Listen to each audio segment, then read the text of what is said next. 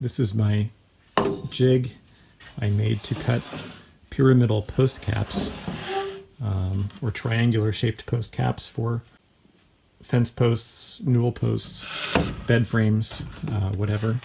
And it's adjustable, so you can adjust it to fit various pieces of stock or scrap and make different sizes of cap or different angles of the pyramidal shape. So it will produce caps like that. This is just the style I made for some newel posts I'm making right now. I also made some triangular ones where it came to an exact point a couple weeks ago for a bed that I made, but you could use something similar for fence posts or whatever. You can make anything roughly that shape. The width of the cap is really just limited by the reach or the depth of cut of your saw. So this is a 10-inch saw. 12-inch will obviously be able to do more, and something smaller like an 8-inch, a little bit less. But 10-inch saw like mine is, I wasn't quite at the limit here, but it's a fairly big post cap. It's certainly big enough for what I need. I didn't take any videos or pictures when I made it because I was doing it because I needed it right then. So this is just a piece of CDX plywood. I think it was underlayment or something like that, a scrap I had laying around. These vertical pieces, this one is fixed. Never mind that extra hole there. I removed it so that it wouldn't interfere with the blade to have a screw there.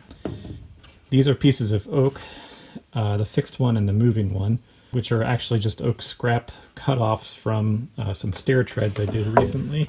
And also these little runners that ride in these channels right here are also pieces of that oak.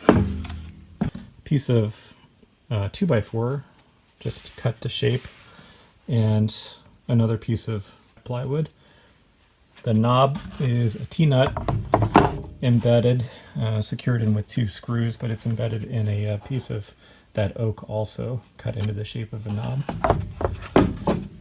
The way it works is, if you were going to make one of these, this gap is the width and height that accommodates the fence on my table saw.